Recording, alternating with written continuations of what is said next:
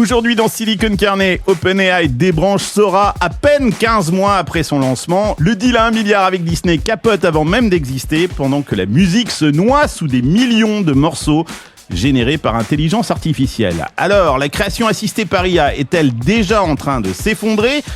Ou est-ce justement le début de la vraie révolution ? Chez Anthropics, c'est un autre genre de séisme. Près de 3000 documents liés à Claude Mythos, leur modèle le plus puissant jamais construit, se retrouvent accessibles publiquement après soi-disant une erreur de configuration.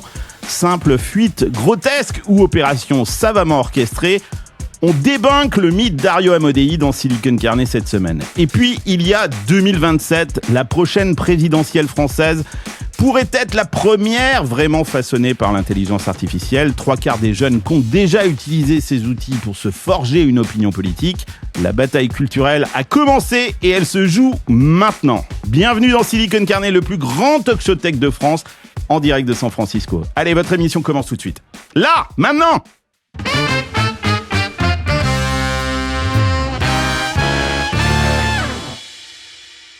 À mes côtés pour cette émission, Brivael Lepogam. Salut Brivael. Dis donc, mais cette émission est envahie de Bretons en ce moment. On avait Jean-Louis Keguiner. Brivael, c'est breton, c'est ça ? T'es breton ? Exactement. C'est breton. Moi, je suis de Lorient, lui, je crois qu'il est de Rennes. Il est de Rennes, lui, ouais, c'est ça. Mais qu'est-ce que vous êtes passé le mot ? C'est quoi ? Il faut que je regarde les stats. Tu vas toujours un drapeau breton, peu importe où tu te balades dans le monde. Ouais, c'est vrai, c'est vrai. Bon, on a un autre qui n'est pas breton, lui, c'est Fabrice Epelboin qui est avec nous cette semaine. Ça tombe bien parce qu'on va parler politique dans le dernier chapitre de cette émission. Je suis sûr que tu as plein de choses à dire là-dessus. On va regarder comment est-ce que l'IA va perturber ou pas, d'ailleurs, les élections de 2027. Ça va être fascinant. Et on va regarder où en sont les différents partis. Et puis Greg Gambato, fidèle au poste. On va parler cybersécurité, donc ça tombe bien, puisque je pense que c'est un des sujets que vous traitez en ce moment avec ta boîte Ctrl-G. Exactement, c'est même le principal, ouais. C'est même le principal, donc c'est le 12e pivot. Oh putain, tu me saoules.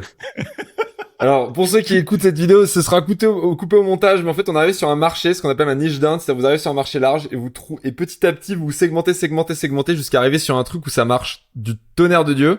Et en fait, à chaque fois que je niche down et que je précise, il se fout de ma gueule. Donc voilà. Non, moi, je trouve ça génial. Et en plus, je trouve mais là, que t'es vraiment à fond sur la cyber. Ah oui, on fait que ça, on va sortir un bench et notre bench, on discute avec beaucoup de researchers qui sont en mode putain, les gars, ce que vous faites, c'est ouf et tout, personne l'avait jamais fait. En fait, c'est un bench pour le fixe de vulnérabilité, pour savoir si les IA sont capables de fixer des vulnérabilités qui font que votre code devient inattaquable. Spoiler alert. Non. De quoi? Trouver et fixer. Et exactement. Tu dois trouver et fixer la vulnérabilité. Et en fait, ce qui est drôle, c'est que la plupart des IA, elles la trouvent, mais elles la fixent, mais en partie. Elles te disent, it's alright. Et en fait, ils laissent des vecteurs d'attaque. Ce qui font que toi, t'as l'impression que t'es safe, mais en fait, pas du tout. Mais on pourra en parler. Pensez à vous abonner à la chaîne si vous aimez Silicon Carnet, même si vous aimez pas d'ailleurs. Abonnez-vous et commentez. Dites que vous aimez pas Carlos, ça fait du reach. Dites que vous aimez pas Carlos en commentaire. Allez, dites-le que vous dites-le n'aimez que pas. vous aimez pas Carlos. Il vous répondra. Dites-le, merde. Vous dites que quand c'est bien, dites dites quand c'est mal aussi. Non, mais plus sérieusement, cette émission, et c'est un truc que j'ai essayé de faire avec Silicon Carnet, c'est de développer cette baseline Think in Public. C'est pas une émission d'information. On n'est pas là pour lire des news. On n'est pas sur BFM. On est là pour commenter, on est là pour réfléchir ensemble. C'est pour ça que je suis pas tout seul non plus face à la caméra, que j'invite des gens. Et vous aussi, vous faites partie de la conversation dans les commentaires. Il y a des commentaires super intéressants. Il y a des fois des trucs qu'on dit, c'est pas tout à fait précis ou pas assez. Bah justement, venez dans les commentaires pour participer à cette conversation. Et si vous voulez continuer la conversation au-delà des émissions, il y a aussi l'Hacienda, c'est la communauté des fans de Silicon Carnet, qui eux parlent non-stop, 24/24, 7 jours sur 7, sur WhatsApp, dans plein de channels thématiques. Donc n'hésitez pas, ça se passe sur Substack, vous vous abonnez à Substack et vous faites partie de l'Hacienda. Allez, l'émission commence. Go yourself. Alors on commence avec Sora 2, et c'est pour ça que je voulais que tu sois là, Brivael, parce que tu es le CEO de Argile, donc vous faites de la vidéo générée par intelligence artificielle, et on vient d'apprendre, enfin c'était la semaine dernière, qu'OpenAI débranchait Sora, 15 mois d'existence, un deal avec Disney de $1 milliard, Et une phrase qui résume tout, d'ailleurs, de Fidjissimo, cette phrase qui parle de Sora comme une sorte de quête secondaire dont l'entreprise doit absolument se débarrasser.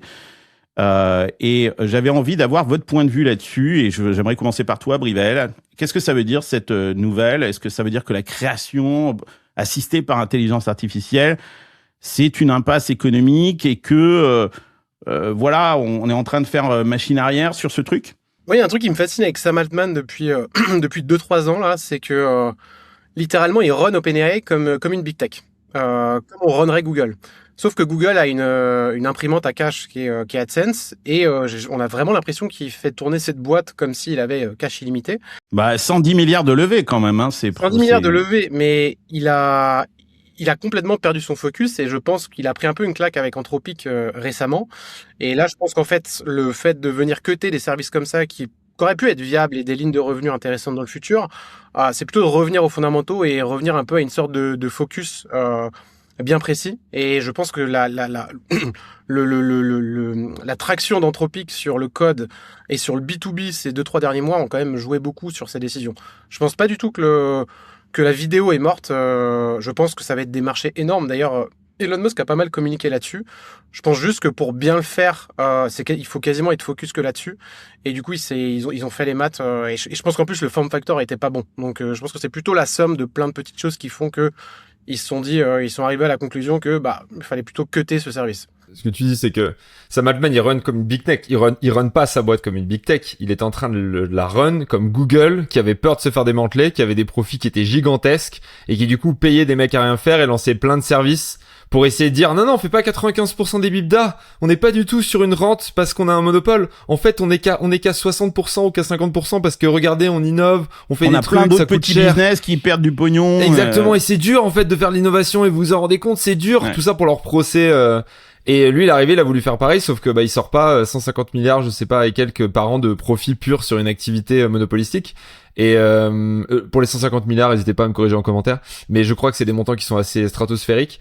Et du coup, ouais, c'est un problème. Et le manque de focus, en effet, Anthropic, en 3 mois, ils ont doublé leur chiffre d'affaires. Je crois qu'ils sont passés de 9 à 20 milliards de chiffre d'affaires en 3 mois. 25 annoncés finalement après reconsidération du revenu, qu'en fait, ils sont à 25 et Anthropic à 19. Ouais, Je et montre l'écran. du coup, de passer de 9 à 19 Anthropic, alors qu'à un moment, c'était clair que OpenAI était devant en termes de revenus et qu'Anthropic Ah oui, était pas prêt 25 à les c'est rattraper. OpenAI, hein, Oui, c'est pas oui, Anthropic. non, de 9 à 20, je crois même que... et du coup, 9-19, Anthropic, peu importe, c'est clair, net et précis que là où on se disait... Bon Anthropic, ils sont derrière, ils ont un bon produit, mais ils ont pas cette adoption, ils ont pas ce côté ChatGPT qui est rentré dans le langage, etc. En fait, ils sont en train de les défoncer. Enfin, à ce rythme-là, je crois qu'à un moment ils étaient à 30% de croissance. Oui, c'était insane. Et on parle pas de boîtes qui font. Je veux dire, une boîte qui passerait de 9 à 19 millions de chiffre d'affaires en 3 mois, on serait extrêmement impressionné. Ça reste quand même très B2B. Je pense que le play d'OpenAI est plutôt un play consumer. Le sujet, c'est... D'ailleurs, je pense que il y a une phrase de Tony Fadell dans le bouquin Build. Donc, Tony Fadell, pour le contexte, c'est le mec qui a créé l'iPhone avec Steve Jobs. Il y a tout un chapitre sur choisissez bien votre client. Et historiquement, les boîtes qui adressent du B2C, donc des clients finaux et du business, c'est extrêmement dur de faire les deux parce que tout est différent. Le marketing, les process de sales.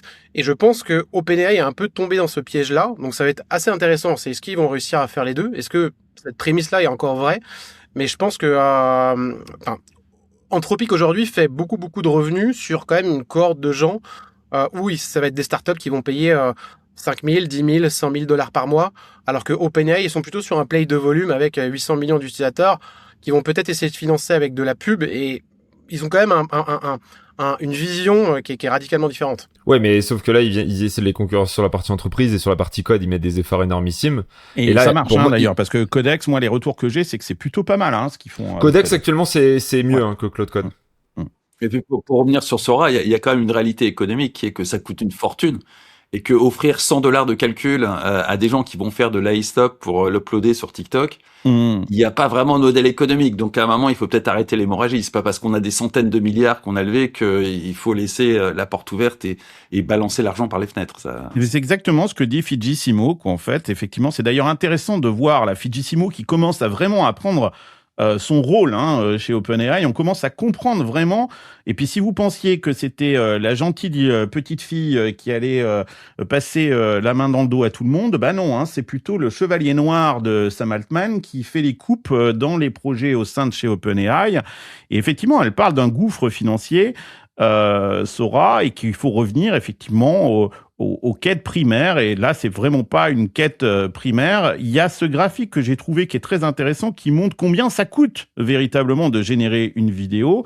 Peut-être que, Brivael, tu peux nous expliquer aussi comment ça marche, ces outils de génération de vidéos assistées par intelligence artificielle. Parce qu'en fait, ce qui se passe, c'est que pour faire une vidéo de 60 secondes, les vidéos, c'est 24 images par seconde. Donc, en gros, on arrive à $172 par vidéo.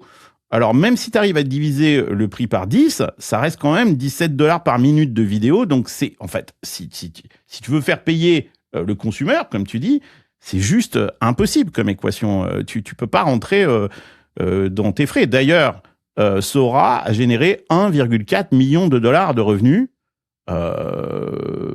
C'est que dalle, quoi, tu vois. Donc, le coût en compute par jour, c'était plusieurs millions par jour pour OpenAI, l'ordre de grandeur.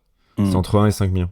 La réalité, c'est que déjà, il y a une fourchette de prix qui est assez différente. Si on prend, par exemple, Seedance, qui a été repoussé d'ailleurs, les prix en termes de coût, on est aux alentours des 10 centimes la seconde. Donc, c'est ce qu'eux, ils vont facturer via API. Mais c'est les Chinois qui disent ça, on est d'accord. Ouais, potentiellement, c'est sans doute subventionné. Après, nous, nos modèles en interne, qui sont des modèles beaucoup plus spécialisés, il y a un peu un mythe aujourd'hui sur l'AI vidéo, c'est que on part du principe que tout va être AI. Alors qu'en fait, dans le futur, ça va être un peu un hybride. Exemple, on pourrait prendre un épisode de Silicon Carnet et faire un mélange de AI Avatar qui va faire l'intro, puis après il y a un passage de Carlos, puis après il y a un b-roll, et tout ça, c'est de l'organique, et peut-être que la partie AI dans la vidéo qui va faire 10 minutes, ça va représenter 30 secondes. Et là, il y a vraiment de la valeur à aller chercher. Donc je pense qu'en fait, le marché de la vidéo aujourd'hui, il est encore extrêmement fragmenté. Il est encore extrêmement naissant parce que les modèles vidéo sont pas au niveau de ce qu'on peut avoir sur l'image.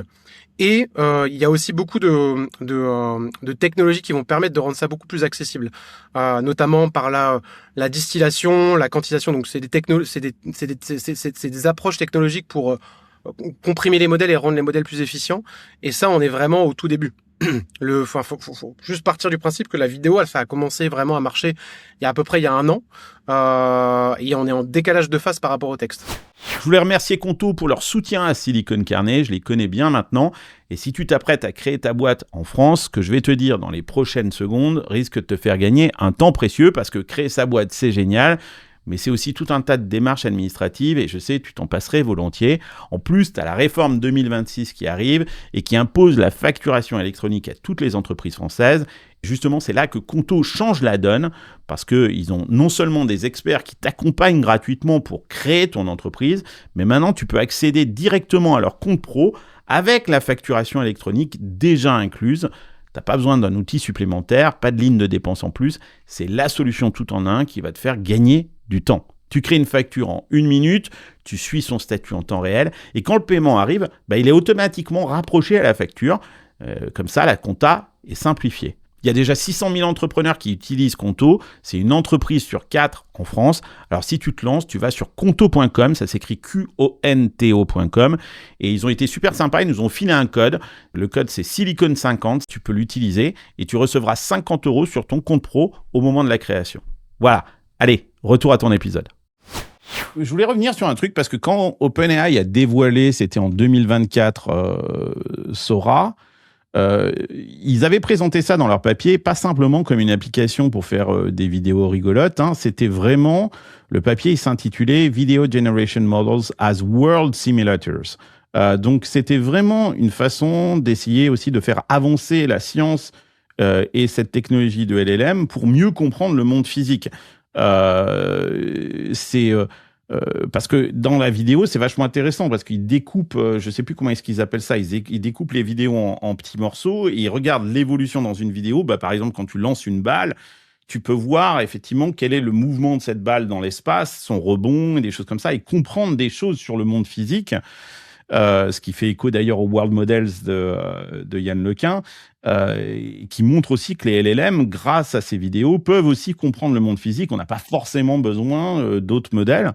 Et c'est ça que je trouvais très intéressant. Au-delà de la partie réseau social, effectivement, qui a d'ailleurs complètement foiré, parce que quand on regarde ce qui s'est passé avec Sora, ça a été numéro 1 dans l'App Store au début, en 2025. Grosse explosion, tout le monde a testé, tout le monde a fait sa vidéo de chat, etc. Et puis, tout le monde a abandonné, et puis la courbe s'est complètement éteinte au bout d'un moment. Qu'est-ce que ça veut dire? Est-ce que ça veut dire que techniquement là, il y a aussi une forme de reconnaissance du fait que comprendre le monde physique avec des LLM et de la vidéo, bah c'est pas la bonne solution? Je suis beaucoup plus bullish sur pardon pour les anglicismes, je suis beaucoup plus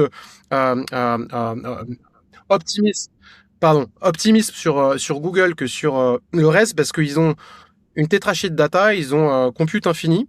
Ils ont une capacité d'optimiser leur modèle de manière assez folle. Et je pense que la première boîte à sortir un vrai modèle multimodal, ce sera Google. Et VO4, donc à mon avis, les rumeurs sur VO4, c'est avril-mai. Et je pense que VO4 va taper un sacré coup dans la fourmilière, parce que le problème de la vidéo aujourd'hui, c'est que c'est des modèles qui sont pas encore complètement contrôlables. Ce qui fait que pour répondre à ta question tout à l'heure sur est-ce que la vidéo est viable ou pas, aujourd'hui, c'est pas viable parce que t'es limité à 10-15 secondes de Bah oui, puis ça coûte une fortune aussi. Ouais. Ça coûte une fortune, mais quand bien aussi, même... il y a la stabilité du truc, quoi. C'est ça. En fait, c'est tout le sujet. C'est que à partir du moment où tu as un modèle qui est contrôlable, donc quand je dis contrôlable, c'est avoir le contrôle sur la scène, sur l'expression, sur les mouvements de caméra, etc., etc. Le prix sera complètement marginal, parce que tu vas pouvoir produire, par exemple, des documentaires, des films, du format long, qui, même si ça te coûte 500 ou 1000 $, pour quelqu'un qui a déjà fait de la vidéo, produire une vidéo de qualité de 20 minutes, ça coûte pas 100 $. Ça peut coûter vite 10 000, 50 000. Une vidéo pro, ça coûte entre 20 et 30 000 $ la minute, quoi, en fait. Hein. Exactement. Donc, en fait, le ratio, même si t'es à 2-3 $ la minute, ce qui est à peu près les ordres de grandeur, ça reste cheap. Fabrice, toi, tu y crois? Tu as cette capacité qu'on aura de générer des avatars ou des films à la Star Wars depuis son téléphone? Oui. Alors ça va pas ôter le fait qu'il va falloir être créatif pour faire quelque chose qui soit une œuvre, hein.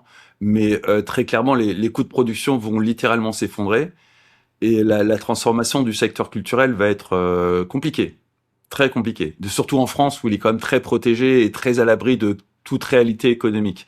Ah mais ça va être un changement brutal et violent dans les 5 ans qui viennent, hein, grosso modo. D'ici 5 ans, la culture qu'on consommera au quotidien aura été largement inondée par l'IA. D'ailleurs, dans la musique, c'est déjà le cas, on va en reparler. Mais ça va être généralisé sur l'ensemble de la culture. Et il faut reconnaître, là encore sur la musique, que parfois l'IA pond des choses qui sont d'une qualité tout à fait correcte, et voire pas mal du tout. Ouais, on va parler sur la musique. C'est surtout que, au-delà du fait qu'elle pond un truc qui est à peu près correct, c'est surtout que ce que nous proposent les vrais artistes, on va dire. Au départ, on travaillait sur un VSP 800 à 24 circuits séquentiels, et puis progressivement, on a quand même adopté un son plus analogique, en testant le dernier DX Roland triphasé. Est assez merdique, quoi, en fait. Et de plus en plus merdique. Et de plus en plus. Donc c'est assez facile. Ouais, c'est assez facile de concurrencer ces artistes-là, vu la merde qu'ils produisent régulièrement. Wow. Greg, tu voulais réagir? Un truc sur l'IA, quand même, on se rend pas compte, mais je pense qu'en B2C, j'ai vu cette analyse, je l'ai trouvé assez pertinente de dire, faut quand même se méfier d'un truc, c'est qu'aujourd'hui, ça sert vachement aux gens comme nous, qui sont à fond dans la tech, qui peuvent leverage, qui peuvent coder toujours plus vite, faire toujours plus de contenu. Mais pour le commun des mortels, aujourd'hui, l'IA, c'est quand même une putain de machine à spam. En termes de contenu, en termes d'email, etc. Et en fait, dans la bataille de l'opinion, il y a de plus en plus de gens qui sont en train de détester l'IA. Vraiment. Qui soit en ont peur, parce qu'ils ont peur pour leur métier, soit qu'ils la haïssent. Parce qu'en fait, il y a des boîtes aujourd'hui, l'IA, en fait, il y a certaines boîtes aujourd'hui, on les paye parce que ça nous permet de spammer pour beaucoup moins cher.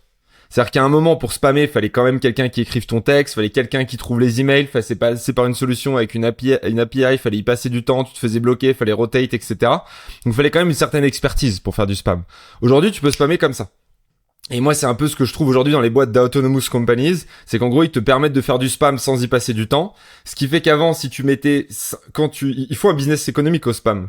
C'est-à-dire, si tu dépenses $100 et que t'en gagnes 110, tu continues. Si tu dépenses $100 et que t'en gagnes 90, t'arrêtes. Et aujourd'hui, ce coût d'investissement humain, il a été divisé par 50 pour spammer. Ce qui fait que le spam de qualité, de mauvaise qualité, devient enfin rentable. Et moi, j'ai peur que ce mouvement-là, il fasse juste que les gens détestent. Et moi, je vois un monde, aujourd'hui, qui se dessine, que je voyais pas il y a un an, où en fait, les gens détestent tellement l'IA, on en a tellement peur que d'un point de vue politique, on a juste des gouvernements qui disent, en fait, et des gouvernants qui seront élus sur la promesse de mettre fin à l'IA parce que 50, 60, 70, 80% de la population seront fondamentalement contre. Oui, c'est très vraisemblable qu'il y ait un mouvement contre l'IA. Parce qu'il faut quand même reconnaître que ça annonce des transformations qui sont pas plaisantes pour beaucoup de monde, hein. Mais oui, politiquement, c'est évident qu'on va avoir des mouvements qui vont se prononcer ouvertement contre l'IA, de façon plus ou moins subtile. Bernie Sanders l'a fait de façon relativement élégante et subtile. Je suis pas convaincu que tout le monde soit aussi smart dans sa façon de dire stop à l'IA. Justement, je voulais vous passer, j'ai fait un petit montage là de une émission que j'ai vue hier sur France 5, bien évidemment, de C'est à vous, où justement ils parlent de l'intelligence artificielle. Ils disent et regardez le ton, écoutez le ton des journalistes quand ils parlent de l'intelligence artificielle, l'ironie qu'ils mettent dans leurs phrases, la façon dont ils ont de parler de ce truc-là, c'est assez éloquent. Bonsoir Bruno Patino. Bonsoir. Vous n'êtes pas un robot. Vous n'allez pas partir dans une chorégraphie. Humain pour l'instant. Autre titre, et ça c'est pas un Gorafi, tombée amoureuse de ChatGPT, une américaine a mis fin à sa relation avec l'IA et à son mariage pour les remplacer par un vrai petit ami. Je continue pas, c'est encore plus surprenant. La crainte majeure aussi de l'intelligence artificielle, c'est qu'on n'arrive plus à distinguer le vrai du faux. Ce livre-là, il a existé avant même que vous l'écriviez, Bruno, expliquez-nous. Il ne vous dit que ce que vous voulez entendre, qui vous flatte, qui vous donne à voir une réalité qui n'est pas objective. Et quand tu parlais du cinéma, Fabrice, c'est clair. C'est-à-dire que c'est quand même un petit monde d'entre-soi qui sont financés largement par le CNC, à coup de magouilles et de machins comme ça, et que devoir débarquer ces trucs-là, c'est clair que ça les fait paniquer. Alors, magouille, peut-être pas. C'est effectivement un petit entre-soi qui vit dans une réalité, j'allais dire économique parallèle, mais non, vivent dans un monde dans lequel le modèle économique, ça n'a aucun sens, dans lequel la rentabilité, c'est pas une priorité, ni même une condition sine qua non pour la réalisation d'un projet. Donc, effectivement, en France, parce qu'aux États-Unis, ils sont quand même plus proches du retour sur investissement. En France, la notion de retour sur investissement dans un produit culturel n'a pas de sens la plupart du temps. Et c'est vrai que ça a donné lieu à un écosystème qui, étant éloigné à un point inimaginable des réalités économiques, voit dans l'IA quelque chose qui effectivement va les rappeler à une dure réalité et surtout va niveler va considérablement abaisser la barrière à l'entrée pour être producteur de contenu culturel de qualité malgré tout, parce que ça produit de la qualité. Et on voit poindre une concurrence qui va être absolument redoutable. Et effectivement, là, l'extrait que tu as passé de C'est à vous est caricatural dans la peur et le mépris affiché pour quelque chose qui arrive et qu'on sait potentiellement très dangereux. Il y a une espèce de mépris vis-à-vis de cette technologie qui est absolument fascinante et qui est très très parlante de ce monde qui voit arriver quelque chose qui le dépasse totalement et qui va vraisemblablement l'éliminer. Je comprends aussi la peur des gens, parce que moi je vais vous dire un truc, ma précédente boîte, donc il y a 5 ans, une autre époque, une autre civilisation. Un autre Greg. Qui veut du travail? Un autre Greg, où mon acquisition dépendait à 90% du contenu que je faisais en ligne, écrit notamment, donc je faisais pas très peu de vidéos, etc. Moi aujourd'hui, si ce Greg-là il existait toujours, moi j'aurais les pétoches. Parce que être sûr que je vais toujours être au niveau pour faire du contenu écrit, attirer les gens, alors que la compétition a fait x100. Moi, ce qui m'a fait beaucoup de mal à l'époque, c'est quand il y a eu des copywriters qui sont arrivés. C'est-à-dire que moi, avant, j'étais un dirigeant, j'écrivais. Il y avait très peu de dirigeants qui écrivaient. Puis après, il y a plein de dirigeants qui sont mis à prendre des copywriters. Du coup, j'ai eu beaucoup plus de competition. Et maintenant, qui était humaine, qui était encore humaine. Et maintenant, j'ai de la competition de gens qui sont capables de faire des trucs dans leur coin. Ils ont pas écrit à écrire. Ils ont pas passé des années avec leur pitch. Et comme ils sont forts avec de l'IA, qui utilisent des agents, etc., ils sont capables de faire du contenu qui est au niveau peut-être même meilleur que le mien. Et du coup, moi, je me suis mis en termes d'acquisition client à complètement changer de niche et aller dans un truc où je sais que je suis tranquille pour les 15 prochaines années, tu vois. Mais quand même, moi, ça me fait flipper. Tu vois, en tant qu'entrepreneur, si j'avais pas réussi cette mue, ça m'aurait fait flipper. Et du coup, j'imagine que quand c'est ton métier et que tu peux pas pivoter aussi facilement parce que c'est pas juste ton moyen d'acquisition, c'est qui tu es, je comprends l'angoisse. Mais Brivel, c'est ce que tu fais toi aussi. Tu es hyper actif sur Twitter, sur X, et tu me dis, bah oui, mais j'ai mis en place un système. C'est-à-dire que moi, je brief des agents qui, eux, produisent ce contenu et va publier ce contenu sur X à ma place. Et donc, effectivement, je flow de zone, quoi. C'est la Steve Bannon stratégie. Et Greg, il a absolument raison. On est aujourd'hui face à une déferlante de contenu avec des gens, d'ailleurs, c'est très intéressant parce que c'est des gens qui sont très pertinents quand moi je les lis sur X. Et puis, quand je discute avec eux en one-to-one, je me rends compte qu'en fait, ils maîtrisent pas du tout le sujet. C'est-à-dire qu'ils connaissent pas du tout. En fait, c'est l'IA qui parle à leur place. On parlait de perroquets scolastiques, mais en fait, c'est eux les perroquets. Tu vois, c'est pas l'IA les perroquets, c'est eux les perroquets. C'est-à-dire qu'ils balancent des trucs sans comprendre véritablement de ce dont ils parlent. Bah, c'est marrant parce que tout à l'heure, il y a quelqu'un qui m'a posé la question comment tu as créé ton système. Et je pense qu'il y a deux manières de le faire. Il y a la manière un peu bébête, c'est tu prends quelque chose et tu le mets sur ChatGPT et tu copie-colles la réponse sans comprendre les tenants et les aboutissants. Soit tu crées un système par rapport à ta personnalité que tu vas injecter dans des systèmes IA, et c'est pas spécialement juste un système prompt, ça peut être beaucoup plus sophistiqué que ça. Et là, tu peux avoir quasiment une extension de toi.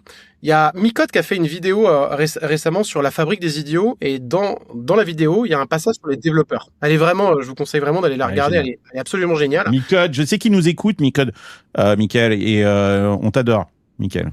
Super. Donc, il prend, dans la vidéo, il y a tout un passage sur les développeurs, et je trouve qu'il a vraiment bien résumé le sujet, c'est qu'il y a deux manières d'utiliser l'IA. La première manière, c'est comme une béquille. Ça veut dire que on apprend à coder, on a envie d'achever des tâches et on va te servir de l'IA pour avancer mais on comprend pas spécialement ce qu'on fait, on ne comprend pas le sous-jacent, on sait pas le challenger d'un point de vue purement ingénierie ou truc comme ça. Et après, il y a la manière de se servir de l'IA comme levier. Et ce que j'ai fait sur Twitter, donc en gros ma ligne c'est libéralisme économique, AI et tech. Et c'est des sujets qui m'intéressent. Enfin, j'ai beaucoup lu sur le truc. Et le truc, c'est que j'avais pas le temps historiquement d'aller écrire des pavés bien structurés, parce que dès qu'on parle d'économie, bah, en fait, ça prend du temps. Et ce que j'ai fait, c'est que je lui ai donné le contexte. Je lui ai dit, bah, tu prends les arguments, le contexte de Marx, tu prends les différents arguments de, par exemple, si je peins une toile pendant 20 000 heures, il y a personne pour l'acheter, j'ai bossé pendant 20 000 heures, mais ça n'a aucune valeur. Par contre, si je trouve un diamant par terre, ça a une valeur tangible et je peux me faire de l'argent. Et enfin bref, je lui donne les deux, trois arguments. Ça, c'est toi qui lui donnes ces exemples. Exactement. Je lui donne les 2-3 arguments et je lui donne un peu une structure argumentaire, et en fait, je lui fais une espèce de vocal compressé de 20-30 secondes qu'il transforme en un truc extrêmement structuré, et ça passe dans un système qui a lu tout ce que j'ai pu écrire dans le passé, donc qui va respecter mon style, qui va aller chercher la data sur des livres que j'ai. Donc par exemple, quand ça cite un livre, bah, ça va citer des livres que j'ai lus, ou alors bah, je vais dire je les ai trouvés, et je suis complètement transparent. D'ailleurs, dans ma bio, c'est marqué, c'est soit moi qui écris, soit mes agents IA. Et en fait, ces systèmes-là, ça marche bien parce que c'est une extension de moi-même et c'est pas juste un prompt que j'ai copié sur ChatGPT. Et je pense qu'en fait, on va avoir deux types de personnes. Tu vas avoir les personnes qui vont utiliser l'IA comme un levier. Ça veut dire que si t'es déjà bon dans un domaine et que t'es un x10 dans ton domaine, par exemple un ingénieur x10, bah, ça veut devenir un x100. Par contre, quelqu'un qui est médiocre ou pas bon, ça va pas spécialement créer quelque chose de très positif. Et ça, c'est un vrai changement de paradigme. Mais comment on fait ça T'es gentil, mais la plupart des gens, ils sont moyens. Fabrice. Écoute, Musk, c'est revenu de base. C'est revenu de base. Tu dis, ouais, ok, il y a plus de place pour les gens qui sont moyens, mais 99% des gens sont average. Bah, c'est le revenu de base, qui était d'ailleurs l'une des idées de Sam Altman. Mais le problème du revenu de base, c'est qu'il faut déjà avoir de l'argent à distribuer. Donc pour les États-Unis, pourquoi pas? Tout est possible après tout, vu les va-et-vient politiques en ce moment. On peut tout à fait imaginer que dans 5 ans, ils instaurent le revenu de base aux États-Unis. Mais en Europe, il faudra déjà produire de la valeur pour la redistribuer, et c'est plus compliqué pour les pays qui sont techno-dépendants. Donc, bah, évidemment, j'ai vu passer l'idée, je crois que c'était Mistral, de taxer les tokens. Mais ça résout pas le problème. Il faut quand même produire de la valeur pour la taxer. Donc, alors attends. Je suis impatient d'avoir des charges sociales sur mes tokens, quand même, moi. Petite précision, parce qu'on en a parlé la semaine dernière dans Silicon Carnet. Mistral ne propose pas de taxer les tokens, hein. Parce que ça, je pense que c'est une très bonne idée. Et on en a parlé, et c'est une idée de Jean-Louis Kiguiner, et j'ai à peu près moi, j'ai une autre idée, c'est de distribuer des tokens aux citoyens, c'est-à-dire de créer une sorte de fonds souverain. Revenu universel de tokens. Tu connais mon avis revenu là-dessus. universel à base de tokens que tu utilises soit pour des projets professionnels, soit pour des projets personnels, ou que tu mets sur le marché et que tu revends, parce qu'il y aura de l'offre et de la demande pour les tokens. Jean-Louis dit, il faut taxer les tokens, c'est-à-dire notamment les entreprises qui remplacent et de toute façon, on ne pourra pas l'empêcher, des humains par de la force IA, détaxer en fait ces tokens-là pour redistribuer cette valeur aux humains. Ça, c'est la proposition de Jean-Louis. Ce que Mistral propose, c'est taxer le revenu des boîtes qui créent des tokens. Donc ça n'a strictement rien à voir. Là, on est vraiment dans là, on est dans le truc habituel, hein, c'est-à-dire qu'on taxe les recettes, quoi, en fait, de OpenAI, de Anthropic, etc. Dans le but de financer les datasets, parce qu'en gros, le proposition d'Arthur Mensch, c'est taxer. Ben oui, c'est le CNC, quoi. Ouais. Et par contre, la question, c'est comment tu fais ça à échelle mondiale. Je vois même pas comment ça peut se faire appliquer. Oui, sur le cinéma, on l'a fait localement pour la France et ça marche plutôt pas mal. Bon, après, ça a créé. Mais par contre, payer des charges sociales sur les tokens, moi, c'est un truc qui me choque moins. Parce que pour le coup, moi, aujourd'hui, tu vois, là, on a un gros projet en cours. On pense qu'on va dépenser $200,000 de tokens en avril. Et mes coûts RH, ce sera en dessous de 50 000 pour cette mission, tu vois. Donc, du coup, t'arrives quand même... Donc, ça veut dire que t'as substitué ta $150,000, en fait, qui auraient été normalement, du coup, RH. Non, si j'étais passé par des humains, j'en aurais eu pour 450 ou $500,000. Ah oui, pire encore. On s'est rendu compte qu'on pouvait le faire beaucoup plus efficacement avec des tokens. Et donc, du coup, on vend cette mission. Mais nous, maintenant, quand on calcule le coût par unité de ce qu'on produit, on a un coût de R&D. Parce que on fait de la research. Généralement, on fait 1 ou 2 mois de research pour optimiser ce coût en token. Parce que par contre, ça se fait pas comme ça. Pour optimiser le coût en token et le compresser au maximum pour avoir le maximum d'intelligence. On crée ce flow. Et ensuite, on arrive à dire, et une fois qu'on a terminé ça et qu'on dit, OK, là, si on fait plus de recherche, en fait, ce coût, il va plus baisser tant que ça. Donc, c'est plus intéressant de le faire. Là, on crée notre ligne de produit. On met un coût humain, un coût en token. On compare ça au coût humain seul. C'est généralement les expérimentations qu'on a fait avant de faire de la R&D, genre 2 mois avant. Et on dit, par exemple, ce truc-là, avant, ça nous coûtait $1,350 de le faire par un humain. Là, ça nous coûte $200 en token et $50 d'humain. Donc, on va le vendre à tel prix, etc. Je vous donne des économies, c'est des exemples qui sont faux. Mais c'est pour vous donner cet ordre de grandeur-là. Et du coup, c'est hyper intéressant. Et nous, maintenant, on réfléchit tout comme ça. Ouais. Et en fait, donc ça vaudrait le coup de taxer, finalement, cette partie en token que tu utilises parce qu'elle se fait au détriment des humains, quoi. Ah bah oui, là, moi, sinon, là, pour la mission dont je vous parle, qui est une très très grosse mission, on en a plusieurs là qui sont line-up. Ouais, il aurait fallu qu'on recrute des dizaines et des dizaines de freelances, ouais.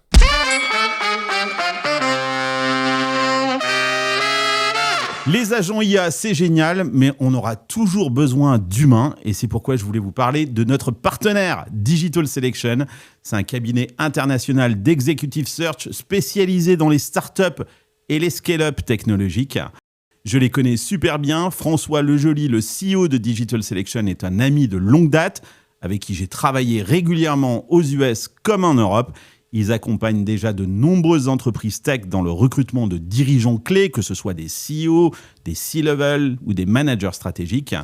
Et là où ils font vraiment la différence, c'est qu'ils connaissent parfaitement le modèle cross-border Europe-États-Unis. Ils ont d'ailleurs des équipes sur les 2 continents. Bref, si vous cherchez des talents américains ou européens pour structurer et accélérer votre croissance à l'international, je vous invite vraiment à contacter Digital Selection.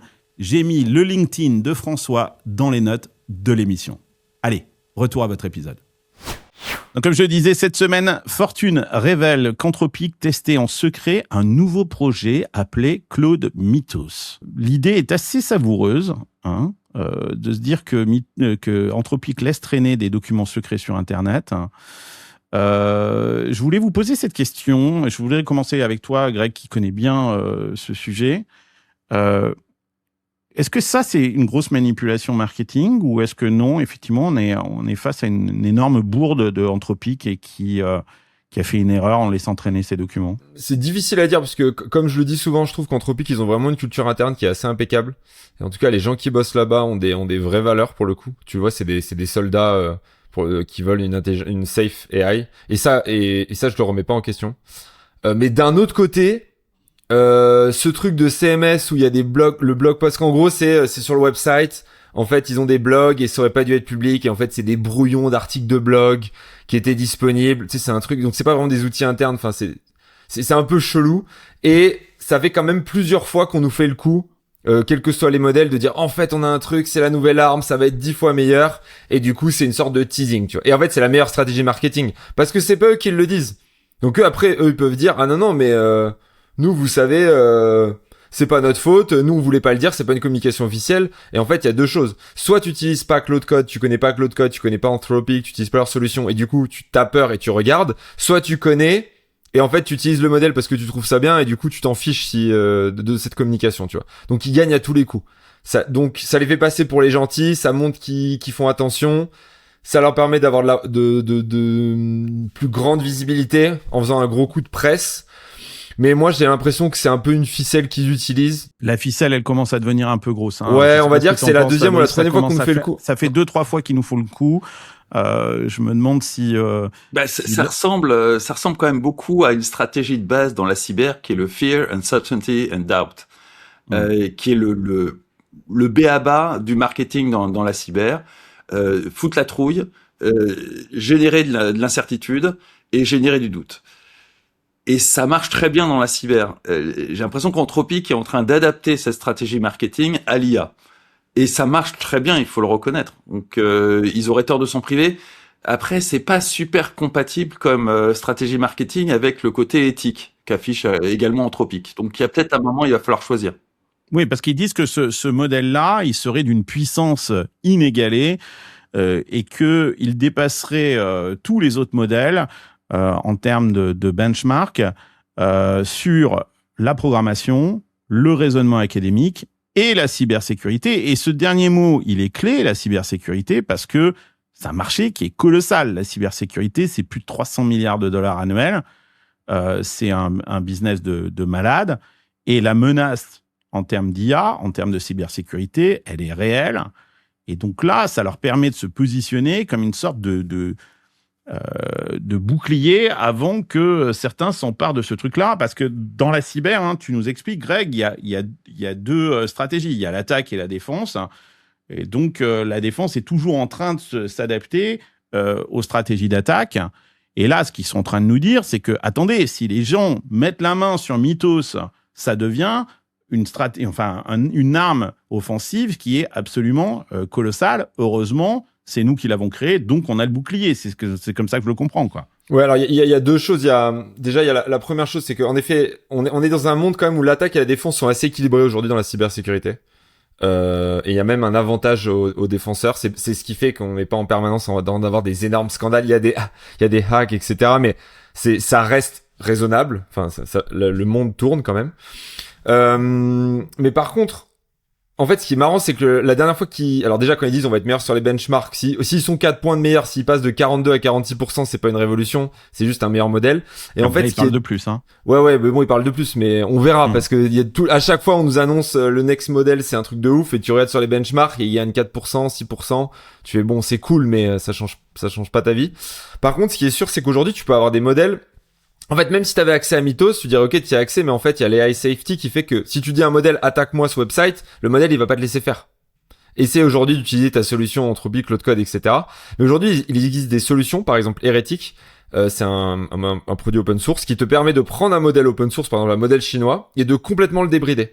Et après, tu peux faire de l'attaque. T'as même pas besoin de faire semblant que c'est un capture the flag ou un truc comme ça. Tu peux vraiment l'utiliser en mode offensif, no limit. Et ça, pour le coup, c'est assez efficace. C'est-à-dire, si tu le testes, tu vas te rendre compte que c'est assez flippant. Moi, j'ai envie de dire, le modèle sera sans doute meilleur que le dernier. Ils disent qu'il est très très cher. C'est aussi possible qu'ils le releasent pas en public, et ils l'ont déjà fait sur des modèles qu'ils ont pas released et qu'ils ont utilisés pour faire de la data synthétique en interne, parce que ça leur permet de prendre de l'avance sur leurs concurrents. Donc voilà, moi, c'est un peu les points d'info que j'ai. Moi, j'ai l'impression que ce sera meilleur, que le danger est réel, que le danger fait qu'augmenter. Et on pourra peut-être parler de Nicolas, un des researchers qui a fait un talk il y a quelques jours sur ces sujets-là en cyber de chez Anthropic. Mais voilà, c'est les infos que j'ai à vous donner. J'aimerais rebondir sur. Je trouve que sur Claude Code, il y a quand même une asymétrie entre le discours très safety d'Ario et la réalité. Je suis désolé, mais moi, ça fait 6 mois que j'utilise Claude Code 12 heures par jour. Et vraiment, si il est bien prompté, si il est bien setup, le truc peut faire de l'attaque. Et je trouve que pour avoir testé les deux, Codex et Claude Code, je trouve Claude Code beaucoup plus permissif que Codex. Et je trouve ça assez saisissant. Cette espèce d'asymétrie entre le discours de on veut faire de la safety et de l'autre côté, et je comprends le play parce que plus le modèle est cloisonné et plus on vient le contraindre, moins il est bon. Et je pense que ça, ils s'en sont rendus compte. Et sur le coding, ils ont évité de mettre trop de garde-fous parce que si à la moindre petite tentative de faire des choses, ça commence à te dire non, tu peux pas faire ça. Le modèle devient vite inutilisable. Ce qui explique peut-être que justement en février là de cette année, ils étaient en plein conflit d'ailleurs avec le Pentagone, justement sur ces lignes rouges éthiques, et ils ont discrètement abandonné leur engagement de sécurité. Le Responsible Scaling Policy, quoi, en fait, qui était censé garantir justement des garde-fous avant de déployer des modèles, bah, ils l'ont enlevé, quoi, tout simplement. Hein. Anthropic, c'est cette société qui soi-disant est l'adulte dans la pièce, bah, on se rend compte que finalement, entre le discours et la réalité, il y a effectivement un océan, hein, ça c'est clair. On découvre aussi dans les documents, c'est assez intéressant, Fabrice, je voulais te faire réagir là-dessus, il y a un fichier PDF qui contient des informations sur une prochaine retraite réservée aux invités et qui est destinée aux PDG d'entreprises européennes, qui sera organisée au Royaume-Uni. Le teasing de l'event, ils sont vraiment forts. Hein. Ouais, c'est ça, c'est dingue, ils font un teasing de l'événement. Bon, alors le nom des participants est pas mentionné, mais on nous dit qu'il y aura des chefs d'entreprise les plus influents d'Europe. C'est intéressant ce positionnement de Dario qui s'écarte de plus en plus de Trump, du narratif américain, et qui cherche des alliés quelque part en Europe aussi. Hein. On le voit aussi, il a financé un super PAC là où il vient Anthropic vient de donner 20 millions de dollars pour s'opposer directement au PAC qui est lui financé par les investisseurs d'OpenAI. Là, il y a une guerre politique entre Anthropic et OpenAI sur un plan géopolitique. Bah oui, clairement. Ça donne quand même l'impression qu'Anthropic mise sur l'après-Trump et un après-Trump qui serait démocrate. Alors que tous les autres misent sur une continuité avec un après-Trump qui serait J.D. Vance ou un autre. C'est de toute façon, Anthropic et OpenAI sont dans une situation où il va être obligé de miser sur deux camps. Et Anthropic, objectivement, n'a pas vraiment le choix après la façon dont le Pentagone le traite. Ils sont bien obligés d'aller trouver des alliés ailleurs. Et ils vont pas les trouver en Chine, faut pas déconner. Donc, qu'est-ce qu'il leur reste ? L'Europe. Donc, ouais, faut s'attendre à une grande tournée d'Anthropic en Europe pour aller séduire les chefs d'entreprise, parce que business first, mais très certainement ensuite tout un tas de politiques en Europe, parce qu'il va y avoir des lois, l'AIA Act n'est qu'une première étape, il va y avoir tout un tas de législations autour de l'AI, et c'est clair qu'avoir un pied en Europe, ça permettra de sécuriser un accès peut-être pas prioritaire, parce qu'on va, j'espère, faire passer les modèles européens avant, mais en tout cas, ça permettra d'avoir un pied en Europe beaucoup plus installé qu'OpenAI, et peut-être éviter le backlash contre l'IA qui s'annonce de toutes parts, et apparaître comme les gentils par rapport aux méchants que serait OpenAI. Évidemment, il faudrait quand même réaliser que la réalité est beaucoup plus subtile que ça, mais à mon sens, c'est comme ça que ça s'annonce. Et quand tu vois que leur stratégie est complètement basée sur la peur, ils entretiennent cette peur. Et Dario Amodei, il vient sans cesse nous expliquer que Armageddon est proche et que l'apocalypse, c'est pour demain. Ça marche plutôt bien en Europe, puisque l'Europe... ce qui lui permet de lever des fonds et voilà, c'est ça. Et d'ailleurs, oui, mais indépendamment de lever des fonds, ça lui permet d'apparaître comme une solution sans pour autant rejeter l'IA auprès de tout un tas de gens, entrepreneurs et surtout politiques, qui vont pas rejeter massivement l'IA parce qu'ils sont bien conscients que c'est rejeter le progrès, c'est rejeter la croissance et que c'est une voie qui est quand même casiolle, mais qui vont avoir besoin d'approuver l'IA tout en approuvant le fait que ça fait peur et que c'est pas bien. Et là, ce discours d'Anthropic qui fout la trouille et juste derrière nous explique que grâce à eux, ça va bien se passer. À mon avis, ça a bien résonné en Europe. Ça va plaire à beaucoup de monde. Ce qu'il faut expliquer aux gens, c'est que ces géants de l'intelligence artificielle, ils cherchent ce que David Sachs appelle la capture réglementaire. C'est-à-dire qu'ils cherchent à être régulés. C'est-à-dire ils cherchent surtout à faire eux-mêmes cette régulation, à déterminer qu'est-ce qui est bon, qu'est-ce qui est mauvais, parce que justement, eux savent. Il y a plein de manifestations en ce moment à San Francisco contre l'IA. Hein. C'est pas simplement un mouvement, ce mouvement néoludite, il a lieu aussi ici aux États-Unis. Et ce que j'ai essayé d'expliquer, c'est que aux gens, c'est que vous êtes des idiots utiles. C'est-à-dire que quand vous manifestez contre l'intelligence artificielle, vous faites le jeu d'OpenAI et d'Anthropic qui n'attendent que ça. Ils attendent que tout le monde ait les boules et que justement on mette en place une réglementation. Parce que mettre en place une réglementation, c'est limiter la concurrence, c'est créer des barrières à l'entrée qui vont avoir des coûts de conformité réglementaires qui vont s'ajouter, et eux, ils ont l'argent et ils pourront payer ce surcoût, alors que les petits acteurs, eux, ne pourront pas. Donc c'est exactement ça. Et ils en ont rien à foutre que vous les détestiez, parce que ils savent déjà que de toute façon, vous ne pouvez pas vous passer d'eux. De toute façon, on peut plus aujourd'hui faire son travail sans intelligence artificielle. Alors que vous les aimiez ou que vous les aimiez pas, finalement. Et puis au-delà de ça, quand l'Europe va commencer à réfléchir à la façon dont ils peuvent rédiger une loi, eh ben ils vont appeler Dario dans un état d'esprit qui consiste à dire qu'est-ce que vous feriez à notre place, hein, conseillez-nous, et ils vont auditionner Sam Altman dans un état d'esprit extrêmement adversarial. Donc c'est une très bonne stratégie pour Anthropic et c'est une place de choix dans la fabrique de la loi demain.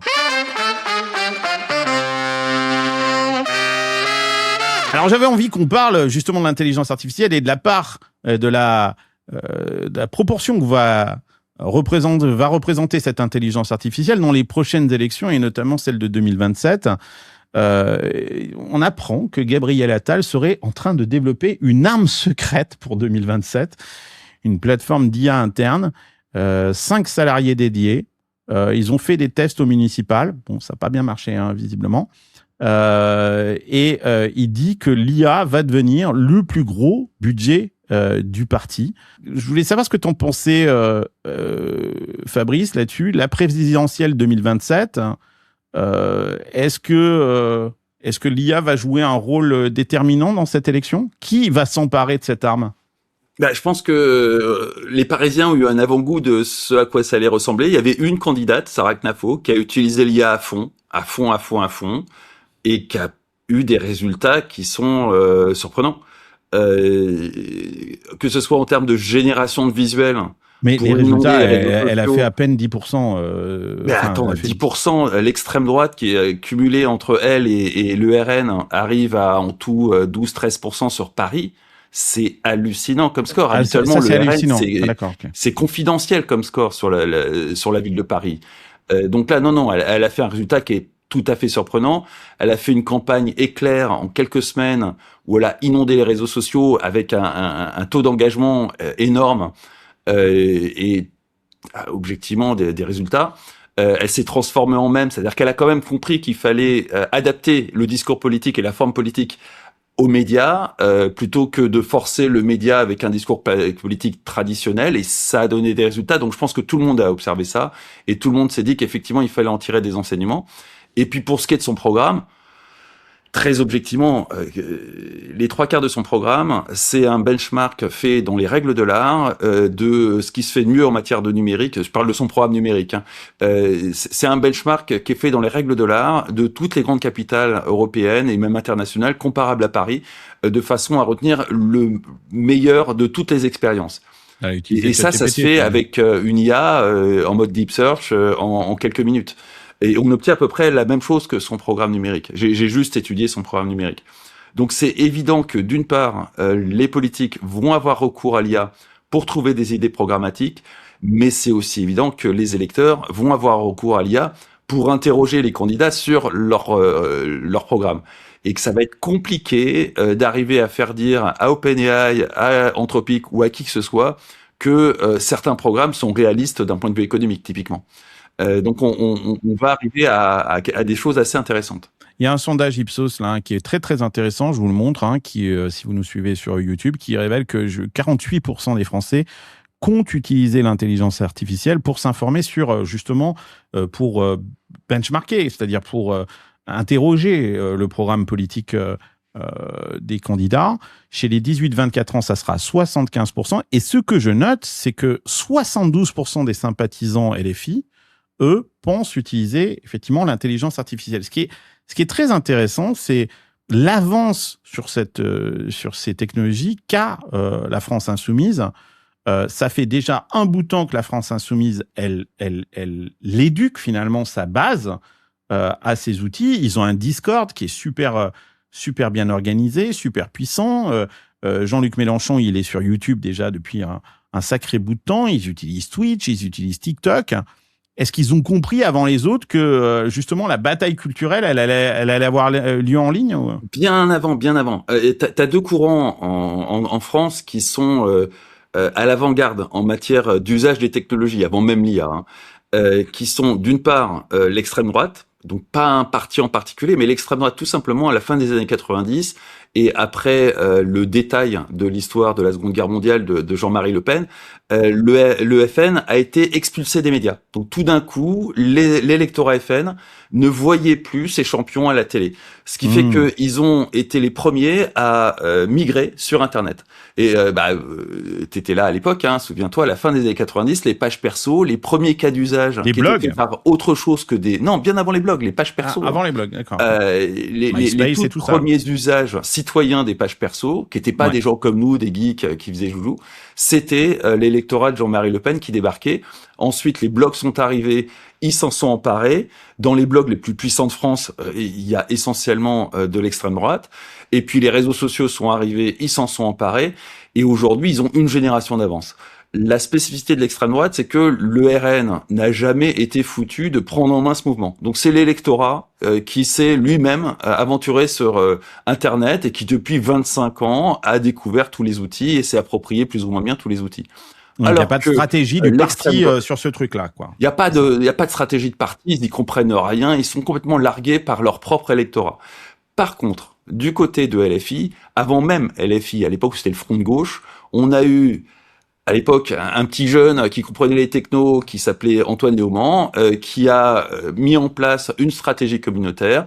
Ils ont essayé des trucs, ils se sont plantés, ils ont appris de leurs erreurs, ils ont réessayé, ils se sont replantés, ils ont réappris de leurs erreurs. Ça fait plus de 10 ans qu'ils travaillent en interne dans une véritable web agency à maîtriser la technologie et éduquer toute une base militante pour avoir une véritable armée numérique. Et ils sont très en avant sur absolument tout le monde là-dessus. Parce que autant chez LFI, si on a une idée le dimanche, on peut la mettre en application dès le lundi et déclencher une opération online dès le lundi soir. Autant au RN, pas du tout. Mais par contre, on a une base militante qui, elle, est très aguerrie, notamment aux réseaux sociaux. Donc c'est vraiment les extrêmes qui vont se saisir des IA. La preuve, là encore, Sarah Knafo. Et souvenez-vous, lors de la dernière présidentielle, le parti de Zemmour avait réussi à détourner le chat GPT de l'époque et ses sécurités pour en faire un outil qui répondait aux demandes de programme des citoyens. Et qui, si on interrogeait l'outil de Zemmour GPT sur typiquement le grand remplacement, expliquait ce que c'est avec moult détails, alors que si on interrogeait ChatGPT là-dessus, il y avait une sécurité qui disait non, ça n'existe pas, et c'est une théorie conspire. Donc on avait déjà un parti d'extrême droite qui avait parfaitement compris l'IA et qui était déjà apte à s'en saisir. Brivel, tu parles beaucoup de ça, toi, sur X, justement, et tu parles souvent de politique. Est-ce que tu crois que la gauche radicale, elle a gagné la bataille culturelle, et ça déjà depuis un petit bout de temps, parce que en fait j'ai l'impression qu'ils ont compris que la politique c'était avant tout de la communication, et face aux libéraux, ou en tout cas aux progressistes, on comprend plus rien à ce que racontent les progressistes, quoi. En fait c'est des technocrates qui parlent à d'autres technocrates, ils ont peut-être raison, parce que techniquement ça tient la route, sauf que ça n'accroche plus au mur, quoi. Leur discours est complètement... alors que là, on a l'impression que la communication, que ce soit de CNAFO ou de la gauche radicale sur Internet, elle parle à tout le monde. Moi, j'ai la conviction que 2027 va se jouer sur la stratégie AI, donc de contenu, mais aussi de prise en compte d'utilisation de l'intelligence artificielle, donc des agents, pour comprendre comment communiquer. Et on verra potentiellement ça dans quelques années comme une sorte de Cambridge Analytica bis. Pour le contexte, Cambridge Analytica, c'est la boîte qu'a fait élire Trump en 2016, donc avec tout un programme d'infiltration, d'application dans Facebook. Des data, quoi. Ouais. De data. Et donc là, ce sera la version légale, mais c'est pas impossible qu'un politique qui va se saisir des enjeux IA et qui va utiliser cette technologie-là pour juste bien envoyer le bon message au bon endroit avec le bon angle. Parce qu'en fait, on ne parle pas à une Gen Z comme on parle à un trentenaire, comme on parle à un boomer. En fait, ça, l'IA, elle va être capable de savoir, si tu veux t'adresser à tel truc, il faut plutôt avoir un message comme ça. Et ça, l'IA, elle va être capable de faire un boulot qui, avant, aurait demandé des équipes de 150-200 personnes. Là, avec 2 personnes extrêmement déterminées, ils vont être capables de dérouler. On peut reboucler sur Anthropic. À Anthropic, il y a une personne au marketing. Et en fait, l'IA, avec une personne qui est extrêmement bien câblée, qui peut utiliser ces outils-là, peut produire la force de travail de centaines de personnes. Et c'est ça ce que prévoit Gabriel Attal. Hein. Il prévoit justement la mise en place d'une sorte de département au sein de Renaissance, avec une plateforme d'outils d'intelligence artificielle, 5 salariés, une start-up externe. Ça serait une dizaine de personnes au total, et l'objectif, c'est d'aller maximiser l'impact électoral du parti, quoi, à travers ces outils. Quoi. Après, ceux qui vont bien utiliser les outils, je pense que c'est les Russes. Non, mais pour venir nous départager. Enfin, on rigole, mais je veux dire, les ingérences des puissances étrangères sur la politique locale, c'est quand même un vrai truc. C'est avec les Russes. Ouais, non mais voilà, quand je dis les Russes, il y en a d'autres qui sont beaucoup plus avec l'IA, politiquement correct, c'est bien, tu dis les Russes. Tu peux compter sur les Américains aussi. Et un autre truc, c'est quand on dit qu'il y a 48% des gens, vous savez, je crois qu'il y a plus de la moitié des gens qui décident la dernière semaine pour qui ils vont voter. Tout à l'heure, vous disiez, je crois 48% des gens qui vont demander à ChatGPT pour se renseigner. Il y a un benchmark qui est sorti sur pour qui ChatGPT voterait en fonction des villes, des municipales, etc. Il vote à gauche. Et du coup, c'est intéressant parce que en fait, les gens qui arriveront soit directement ChatGPT, OpenAI, etc. sur les modèles, la donnée qui est donnée pour entraîner les modèles, soit les infos que vont aller chercher les modèles, c'est sans doute comme ça que la bataille risque de se gagner.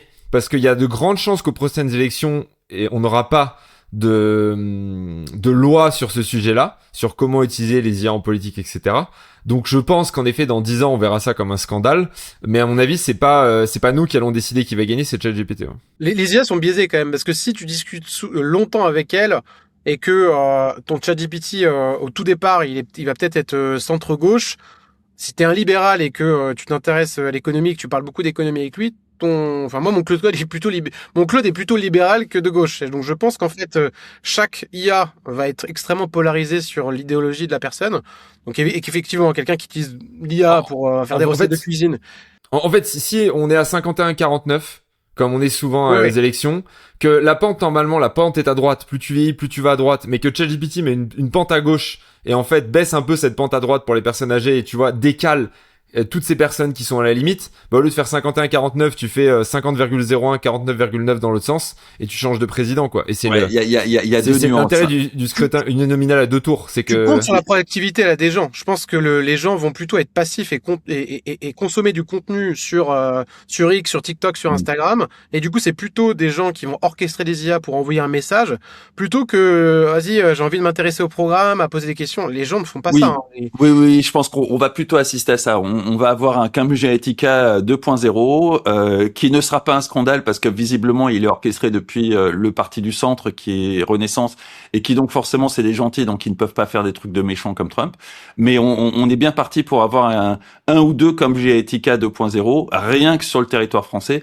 Et puis très objectivement, si c'est ChatGPT qui décide de l'élection, je suis pas sûr que ça penche à gauche le moment venu, hein. Il y a de bonnes chances qu'il y ait une intervention de la puissance américaine parce qu'ils ont toujours utilisé leurs outils technologiques et culturels pour avoir un impact sur la politique en France. Donc ça ne va pas s'arrêter de sitôt. Donc je pense qu'on risque d'aller vers quelque chose qui, dans 5 ans, s'avérera de l'ordre du gros scandale. Fabrice, on nous avait promis avec cette intelligence artificielle un déluge de fake, de deepfake, de trucs comme ça. Et finalement, ça se passe pas. Enfin, ça se passe pas tellement. Et quand ça se passe, j'ai l'impression que les gens savent faire un petit peu la part des choses. Ils arrivent à vivre avec. En fait. Alors Macron ne sait pas faire la part des choses parce qu'effectivement, quand il voit une vidéo d'une journaliste qui annonce un coup d'État en France, il est persuadé que les gens croient que c'est du vrai. Alors que a priori, tout le monde avait repéré que c'était une vidéo tuto faite par un mec qui vendait ses services pour faire des fausses vidéos. Bon, très objectivement, ça relevait un peu de la panique morale et ça relevait des premiers soubresauts de ce qu'aujourd'hui on qualifie de néoludites, c'est-à-dire des gens qui ont peur. Il y a tout un tas de raisons pour avoir peur. Hein. Et cette peur, c'est traduit par on va s'accrocher sur quelque chose qu'on connaît bien, qui sont les fake news, et on va dire que c'est rien que des fake news. Et donc l'IA, c'est fait pour faire des fake news, l'IA, c'est fait pour faire des deepfakes, l'IA, c'est... Mais la réalité, c'est que non, on n'a pas vraiment assisté à une déferlante de deepfake ou de fake news générées par de l'IA. On tente de se raccrocher aux branches avec des opérations genre Doppelganger des Russes où ils font des faux sites qu'on imagine faits avec de l'IA parce qu'ils auraient vraiment tort de pas les générer avec de l'IA.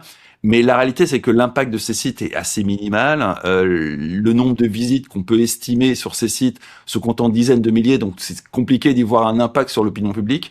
Et que pour l'instant, on attend de voir des grosses opérations d'ingérence pilotées par IA, qui viendront, hein, mais ça relèvera plus effectivement d'une approche à la Cambridge Analytica, qui est de personnaliser les messages en fonction d'un impact politique, en fonction d'une cible qu'on a analysée de façon assez touffue en face. Et c'est vrai que les LM permettent de faire ça dans des proportions qui donnent le tournis. Les LLM et les modèles de vidéo et d'image, parce que si tu cartographies bien une population et que tu t'adresses, admettons, tu veux attaquer, parler de la Bretagne, tu veux attaquer, mais tu peux faire un avatar qui va parler, qui va ressembler à une bigoudelle. 100% pur beurre. Exactement. Alors, elle sera en train de faire des. Il faut voir quelle est l'acceptabilité de l'avatar. Est-ce que si demain un homme politique utilise ta solution pour se dédupliquer et multiplier des messages et faire 5000 messages là où auparavant il aurait pu en faire péniblement une cinquantaine, quelle va être l'acceptation sociale d'un truc pareil? C'est pas si évident. Non, mais ce que je trouve intéressant, c'est que dans ce que dit Brivel, c'est que on va pouvoir utiliser l'intelligence. J'entends ce que vous dites pour aller envoyer des messages de façon ultra ciblée et personnalisée, mais ce que je trouve intéressant, c'est la capacité que a l'intelligence artificielle à fabriquer des messages plus pédagogiques pour aller sur des sujets très particuliers qui ont été complètement délaissés et aller expliquer aux gens en fabriquant un peu ce que fait le mec là sur l'esprit critique là, etc. Ça marche très très bien. Hein. Il est suivi, je sais plus comment il s'appelle, hein, ce mec là qui a sa chaîne là, où, le barbu là, tu vois, qui parle d'esprit.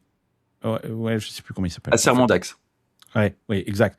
Et ben, il fait un travail très pédagogique en fait sur ce truc-là. Alors, il est clairement à gauche, hein, on l'a bien compris hein, dans son discours. Mais ce que je trouve là intéressant, c'est la capacité d'utiliser ces outils enfin pour faire un message un petit peu pédagogique et culturel qui hier coûtait énormément d'argent à faire et qu'on va pouvoir ultra personnaliser sur des thèmes un petit peu comme tu fais, Brivel, sur le libéralisme et démonter en fait et débunker des croyances qui existent et que ça c'est pas mal quoi en fait. Si chaque parti va aller débunker des croyances du parti inverse, c'est intéressant parce que ça va faire avancer le débat. On va rentrer dans une ère où ça va être extrêmement compliqué d'être évasif ou d'être malhonnête intellectuellement sur des chiffres. Ça veut dire que historiquement d'aller débunker des faits qui pouvaient s'avérer faux, ça demandait un travail et c'était difficile de le faire en live.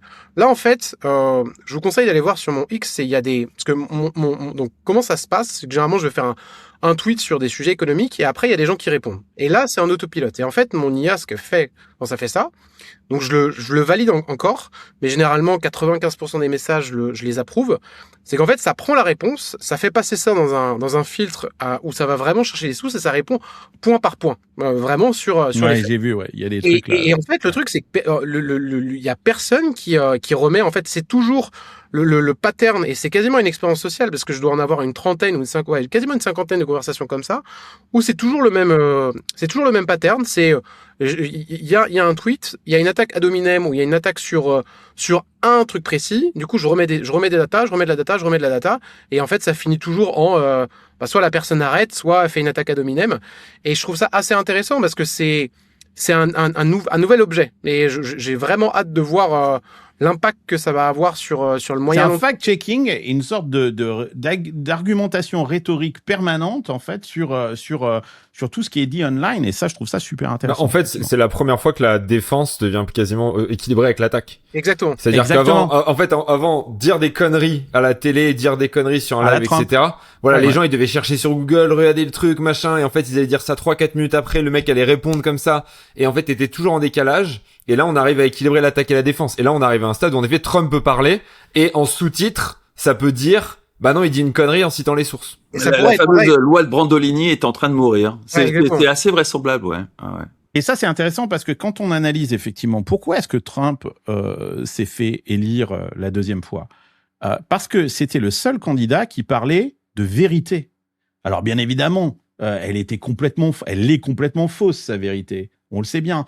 Mais c'était le seul qui parlait de truth, fake news. Il disait que tout était fake, machin, derrière. Mais il balançait des trucs, il était encore dans cette logique de balancer des énormes conneries et des mensonges, etc. Sauf que j'ai l'impression qu'aujourd'hui, si on met en place des agents, comme tu le dis, Brivael, on a une réponse systématique, argumentée, qui ne laisse pas place, qu'en fait, à ces conneries en permanence. J'ai l'impression, quoi. Et ça, c'est la première fois. Alors, moi, il y a une analyse que j'ai eue sur Trump, que j'ai trouvé assez brillante. C'est qu'en fait, Trump, c'est la personne qui à la fois dit le plus la vérité, qu'on n'a jamais eu en politique, et qui ment le plus. C'est-à-dire que Trump, il arrive à mélanger les deux. Par exemple, je sais pas si vous avez vu, un moment, il a dit « J'adore être avec des perdants parce que, en fait, ça me rassure, je me sens mieux et ils m'écoutent.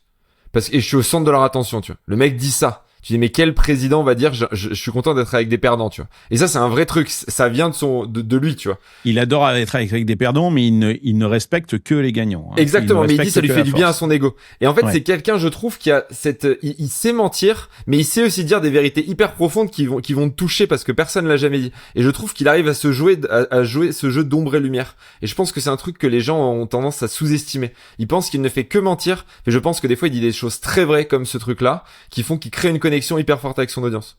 Mais moi, ce que je pense, encore une fois, c'est ça. Hein, c'est que je pense que si on utilise, parce qu'on essaye dans Silicon Carnet toujours de donner une vision un petit peu positive de cette intelligence artificielle qui fait peur à tout le monde, mais que bien utilisée, alors c'est pas que de l'IA pour aller balancer des mensonges, des fake news, aller faire des deepfakes ou des trucs comme ça. Ça peut être utilisé pour éduquer et à moindre frais. Sur Twitter, quand les gens disent Grok, est-ce que c'est vrai? Mais c'est incroyable. Moi, quand j'ai un truc et que j'ai un doute, je vais directement voir ce que dit Grok. Faut un compte premium. Ah, ok. Oui, faut un compte premium. Mais c'est vrai que c'est redoutablement efficace. C'est peut-être que mais c'est incroyable. Et je veux dire, il y a une fois sur 10. On montre aux gens, hein, je le montrerai là. C'est en gros quand les gens tweetent, tu peux interroger Grok et lui demander est-ce que cette information est vraie ou fausse, et il va faire la recherche et répondre, et la réponse est publique. Elle est utilisée. Exactement. Il faut avoir un compte premium pour la déclencher. Et la plupart du temps, elle est bonne. Et la plupart du temps, elle est bonne. Et c'est incroyable parce que ça, moi, je suis passé d'un truc où ça plus les community notes, les deux. Au début, je pensais que les community notes allaient sauver, mais en fait, la combinaison des deux. Donc, le community note, c'est les gens qui peuvent voter et dire non, en fait, ce truc, il faut pour telle raison, et ça s'affiche dans le post directement. Plus la combinaison, ce qui fait qu'aujourd'hui, que quand je suis sur X, moi, c'est là où je sais que j'ai le plus de vérité. Par cette combinaison de community notes et de Grok. Et tu commences à avoir des community notes qui sont rédigées à l'initiative et par Grok. Donc les deux sont en train de se fusionner. Ouais. Moi-même community note sur un tweet. Quand on a sorti notre modèle il y a 2 ans, il y avait pas encore les Sora, etc. Et j'avais fait des deepfakes de Obama, de Mark Andreessen et Zuckerberg. Et en fait, les gens prenaient ça comme de la vérité. Et du coup, j'avais dû mettre un tweet. Et les community notes ont littéralement recité mon tweet, ce qui était assez marrant. Et la combinaison des deux, community notes, c'était pas suffisant. Community note plus Grok plus les top commentaires. Maintenant, ils arrivent à monter les top commentaires qui sont pas générés par IA. Ils sont très forts dans l'algorithme pour monter les top commentaires. Sachant que l'algorithme de X, C'est en gros, c'est Grok, c'est l'intelligence artificielle. Aujourd'hui, tout est basé quasiment sur l'IA. Bref, c'est un autre sujet. Mais du coup, cette combinaison des 3 facteurs de remonter les meilleurs commentaires humains, le fact-checking de Grok qui est demandé par un humain transparent, plus les community notes, on arrive. Et tout le monde se foutait de la gueule de Elon Musk, mais je pense que c'est le réseau social où il y a le moins de mensonges et le moins de fake. Non, il y a peut-être beaucoup de mensonges. Il y a peut-être beaucoup de mensonges au départ, mais en tout cas, et on a une capacité. Il y a des outils intégrés sur la plateforme. C'est ce que je veux dire. Et là, ils viennent de rajouter un truc intéressant aussi, c'est la traduction. Et pour la petite anecdote, début de semaine, j'ai fait un tweet en français sur pour vulgariser ce qu'a fait Elon Musk avec son nouveau projet là de Terrafab. Et il m'a retweeté, il m'a répondu. Et c'est assez marrant parce que c'est un tweet en français. Et du coup, ils sont en train de déployer de l'auto-translate. Et j'ai vraiment hâte de voir parce que ça veut dire que là, on va potentiellement avoir vraiment un réseau mondial où les pays ne seront plus silotés, en fait. Bon, ben merci les amis, c'était super de vous avoir et de discuter de tout ça. Donc comme quoi, l'intelligence artificielle va permettre aussi de faire des choses super intéressantes et c'est pas simplement c'est pas simplement le chaos, toute cette histoire. Ça va nous permettre aussi de réveiller peut-être le citoyen et faut être techno-optimiste. Voilà. Ça peut nous faire partir comme ça ou comme ça. On va essayer de nous faire partir comme ça. Allez, je vous donne rendez-vous la semaine prochaine pour un prochain épisode de Silicon Carnet. Allez, hasta luego, amigos. Bye bye. Ciao. Ciao.